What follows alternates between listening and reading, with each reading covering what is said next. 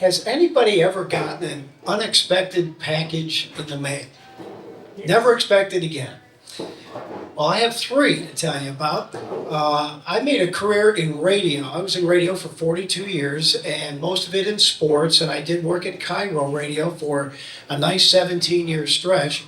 In 2002, I came into the radio station to work, and I had this package in my mailbox, and didn't know what it was. I looked at the front of it, and of course you look at the return address right away, right? It says, A listener, general delivery, Ellensburg, Washington. So I open it up. You can double check that, Nick, just to make sure. On the truth. A listener. And there's this book inside. It says, Great American Sports Stories. And I was a sports guy. And it's warped, it's beat up. You can see that, Nick, it's pretty warped and beat up. I like the magician's assistant here, by the way. I open it up and there's this 3x5 card inside the book. Check it, Nick. That is 3x5. That is 3x5, yes. And it says, so it's written, I found this in a ditch while delivering newspapers in the early 1960s. I have no one to pass these pictures and stories on to.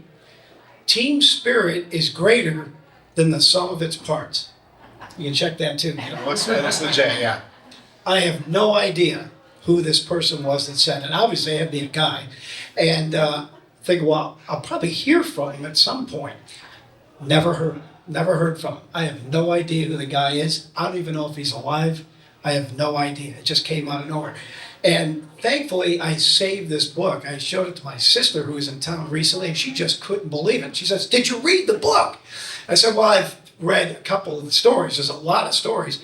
They go back to 1908, as a matter of fact. And the writing style is very different than what you read these days. Second unexpected package was really more of an unexpected request. I had a good friend named Dave who made a career of working on a cruise ship. He was the cruise director. He was in charge of all the entertainment. He did a juggling act. It was pretty good. And he switched companies quite a bit over the years. He wrote 2 books about his career, as a matter of fact. Well, one summer he was on a cruise ship that went up to Alaska and back all summer long. He did 5, 7, and 10-day cruises. So he came to town and we got together for lunch. And he says, hey, Mike, I want to tell you, I'm getting married. And this would be the first time. He's in his 50s by this time. I said, congratulations, this is great. What's her name? Maria, et cetera, et cetera. He says, we're getting married on the boat. I'm allowed to have a family member on the boat for up to 30 days. So she's going to come on the boat and we're going to get married and all that. I said, hey, that's fantastic. He says, hey, can I ask you a favor? I said, sure. He goes, can Maria send her wedding dress to your apartment? And I said, what? What are you talking about? I was living in an apartment at the time. And he says, yeah, I need her to send the dress somewhere. So I said, okay, I guess. So sure, he gets on the boat, goes up to Alaska for about 10 days. Sure enough, here comes this package in the mail. And I pick it up and I figure it's got to be the wedding dress. I wanted to open that damn thing so bad. I mean, really, I thought, well, maybe I could cut it open a little bit and pull a piece out. It was very light, so I figured it had to be the wedding dress. Anyway, he comes back to the boat, and I tell him, yeah, I got it. So I go down and meet him on the gangway, and I give him the box, and I say, yeah, congratulations, and you're going to be getting married and all that.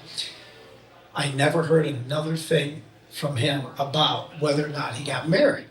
And I waited, and I was dying to ask him after a while, and I thought something must have gone wrong, because he never told me about it. I mean, he sent the damn dress to my apartment. He must. And I was after a while, I was afraid to ask him, because I figured he might be forced to lie to me about something. So I waited too long. Unfortunately, Dave passed away about 1.5 years ago, so I'll never know whatever happened and if that really was a wedding dress in that box.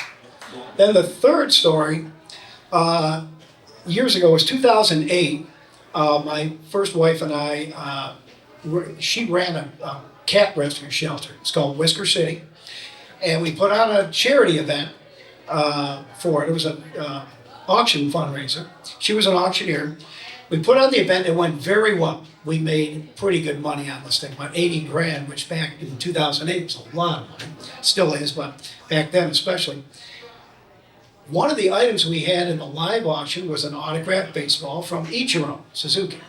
And 4 years earlier, he had set the record for most hits in a season by a player. And so we were really happy to have this autographed baseball, and it sold for good money. When the live auction was over, we did all the checkout, and people had to pay for their item before they got their item. So the guy who won it paid for it. We go to get it off the auction display table, and we can't find it. It's gone. Well, we're looking underneath, we're going up and down, we're all over the place, looking all over the room. We cannot find this baseball. So, of course, we think somebody must have stolen it, or somebody misplaced it, whatever. So, a friend of ours named Dave, not the same Dave, I knew he had an autographed Ichiro baseball. He collected. And I came on over to him and said, Dave, we got this real problem here. We sold this baseball. Someone must have taken it. Can you give me the one you have? I'll give it to the guy, and I promise I'll get you another one. Because I worked at the Mariners radio station, and I figured I could get in the locker room. I interviewed Ichiro through his interpreter a number of times. So he says, yeah, I give it to the guy. He takes off. He's mostly happy. So several weeks go by. I haven't had a chance to get in and try to get this autograph. Mariners are on a big road trip or something. All of a sudden, this package comes in the mail. And my wife and I, at the time, we said, what the heck is this? The return address said H Depot. And the address was the Home Depot on Aurora Avenue, right by the cemetery.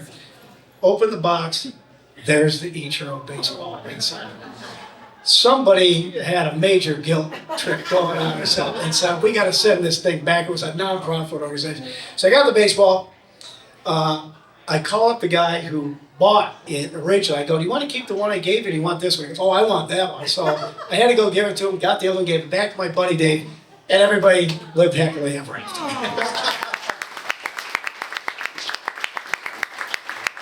Does anybody have any questions for Mike? Yes, what do you got? What's the copyright date on the sports book? You know what? I did look it up before, and I forgot to look. I'll find it right now. I think it's in the 30s. But let's find it real quick so we can get out of the next person here. 1947. Wow. 1947 sports book. Any other questions for Mike? All right, thank you so much, Mike. Guys.